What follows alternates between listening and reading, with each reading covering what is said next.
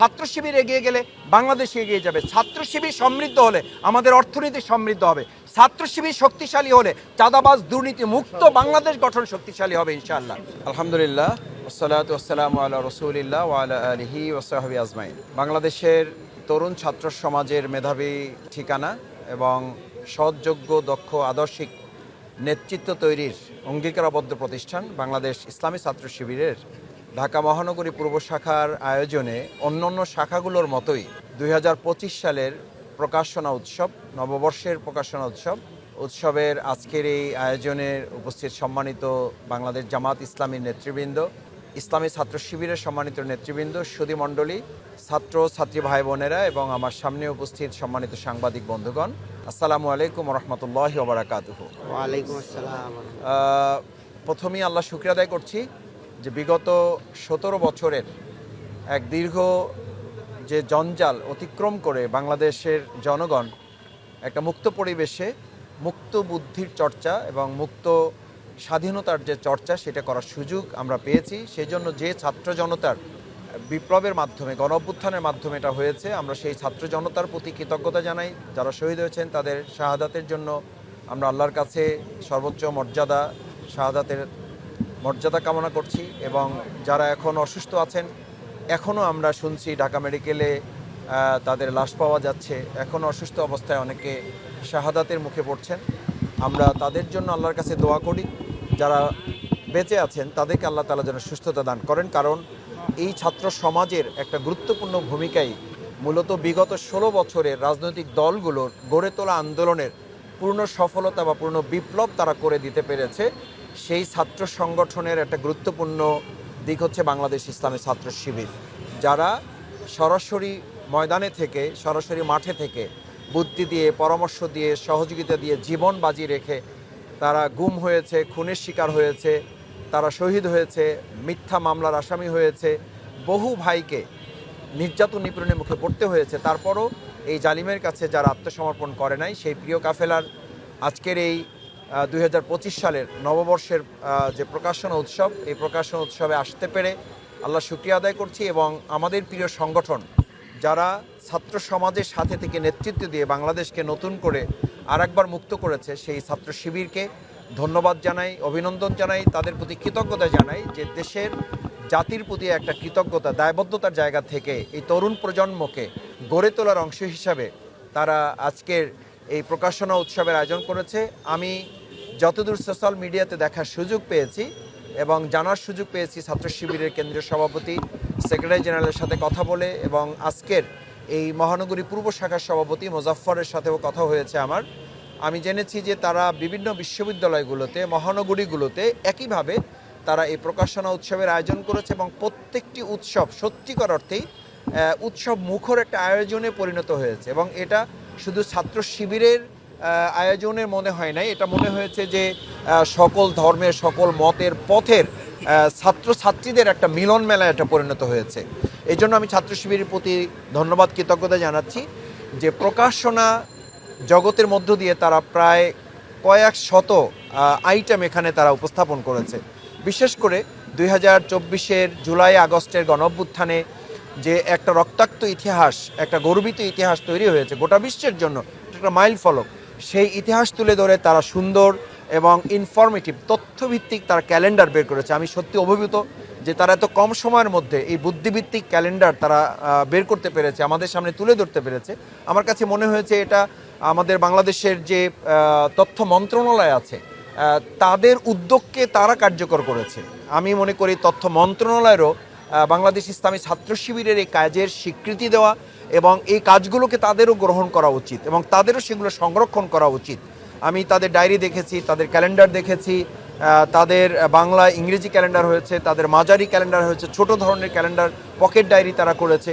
এই প্রত্যেকটাতেই তারা জুলাই আগস্টের মানে ইতিহাসটাকে তারা তুলে ধরেছে। এটা অত্যন্ত গুরুত্বপূর্ণ একটা দেশের, রাষ্ট্রের একটা দায়িত্ব তারা পালন করেছে। আমি ছাত্র শিবিরকে সেজন্য আলাদাভাবে ধন্যবাদ জানাই যে ছাত্র জনতার এই আন্দোলনকে তারা তাদের প্রকাশনার মাধ্যমে তুলে ধরেছে। আপনারা এটাও জানেন যে বাংলাদেশ ইসলামী ছাত্র শিবিরের প্রকাশনা জগৎটা এরকম যে এটা মানুষের জ্ঞানের যে তৃষ্ণা সেটা মেটাতে সহযোগিতা করে। কারণ আল্লাহ সুবহানাহু ওয়া তাআলা যে কোরআন নাজিল করেছেন, সেখানে জ্ঞানের কথাকেই প্রথম আমাদেরকে এমফাসাইজ করেছেন, গুরুত্ব দিয়েছেন, এটাকে ইম্পর্টেন্স দিয়েছেন যে আমরা যেন আগে জানার চেষ্টা করি।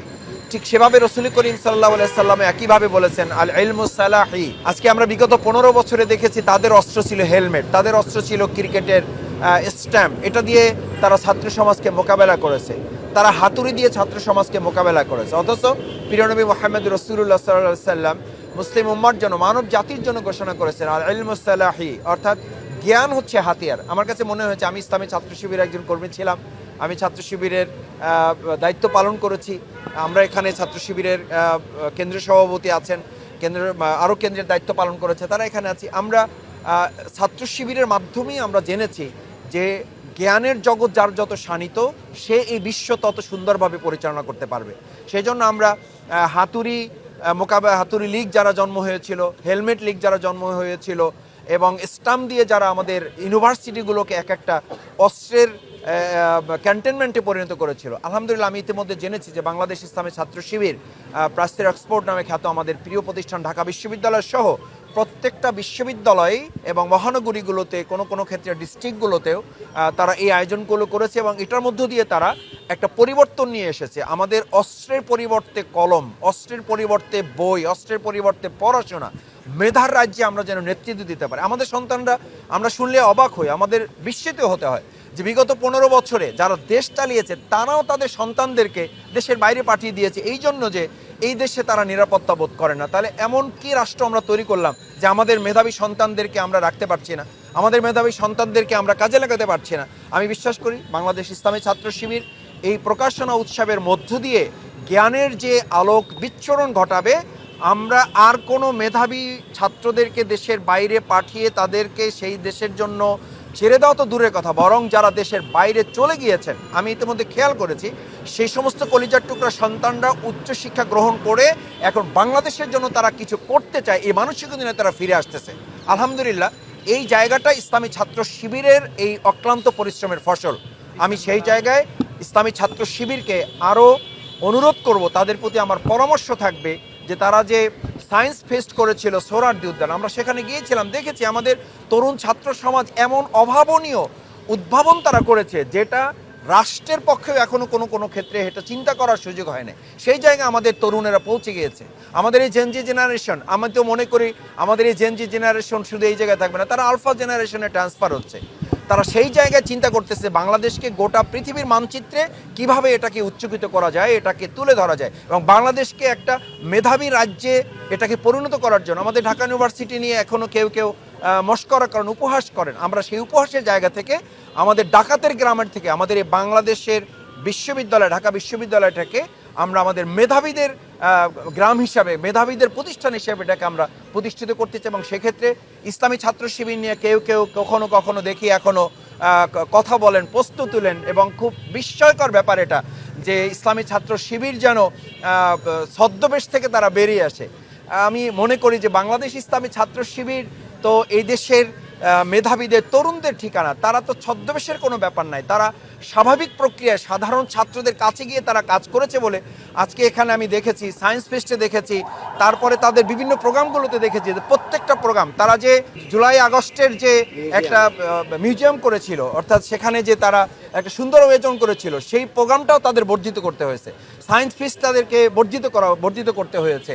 এরপর আজকের এই প্রোগ্রামে এত উপচে পড়া ভিড় ছাত্রছাত্রীদের, তাদের এবং তাদের অভিভাবকদের অনুরোধে এটাও বৃদ্ধি করতে হয়েছে। আজকে এবং কালকে এটা চলমান থাকবে।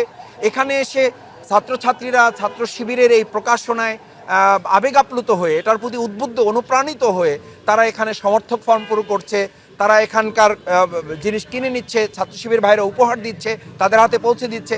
এমন আমি শুনেছি, আমার এত ভালো লেগেছে যে আলহামদুলিল্লাহ, যে একজন ছাত্র বা ছাত্রী আসতে পারে নাই, তার অভিভাবকরা ঘুরতে এসেছেন, সে ছাত্র শিবিরের প্রকাশনা দেখে, বই পুস্তকগুলো দেখে এতটা আবেগ আপ্লুত হয়েছেন যে আমার ছেলে বা আমার মেয়ে আসতে পারে নাই, আমি আমার ছেলের পক্ষ থেকে ছাত্র শিবিরের ফর্ম পূরণ করে রেখে গেলাম, আমার ছেলের পক্ষ থেকে আমি সমর্থক হয়ে গেলাম। আলহামদুলিল্লাহ, এটা অত্যন্ত আনন্দের ব্যাপার। আমি বিশ্বাস করি এখান থেকে তৈরি হওয়া মানুষেরাই আমাদের রাষ্ট্র পরিচালনায় আকণ্ঠ নিমজ্জিত দুর্নীতিতে আমাদের এই মাতৃভূমি বাংলাদেশ, সেখানে এই সংগঠন থেকে তৈরি হওয়ায় আমাদের শহীদ মাওলানা মতিউর রহমান নিজামী ভাইয়েরা, শহীদ আলী হাসান মোহাম্মদ মুজাহিদ ভাইয়েরা দুর্নীতি মুক্ত থেকে রাষ্ট্র পরিচালনার ভূমিকা পালন করেছেন। আজকে আমাদের ছাত্র জনতা যে উই ওয়ান্ট জাস্টিসের কথা বলেছে, আমরা বিশ্বাস করি ইসলামী ছাত্র শিবির এমন একটা প্রতিষ্ঠান যেখান থেকে আগামী দিনের দুর্নীতি মুক্ত বাংলাদেশ গড়ার নেতৃত্ব তারা উপহার দিতে পেরেছে, পারছে, এবং ভবিষ্যতে এটা চলমান থাকবে ইনশাআল্লাহ।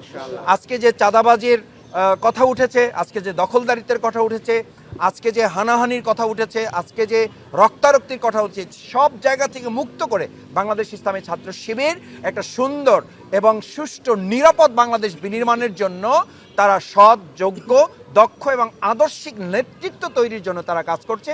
আমি অভিভাবকবৃন্দের কাছে অনুরোধ করব, আপনাদের সন্তানদেরকে এখানে পাঠান, আপনাদের সন্তানদেরকে ইসলামী ছাত্র শিবির নামক এই বিশ্ববিদ্যালয়ে তাদেরকে ভর্তি করান। তারা একই সাথে আধুনিক তথ্য প্রযুক্তি বিজ্ঞানে যেমন নিজেদেরকে সাজিয়ে রঙিন করতে পারবে, মহাগ্রন্থ আল কোরআন সুন্নাহর আলোকেও তারা একজন আদর্শ, সৎ, যোগ্য, দক্ষ এবং পরকালে জান্নাত উপযোগী একজন মানুষ হিসেবে নিজেকে প্রস্তুত করতে পারবে।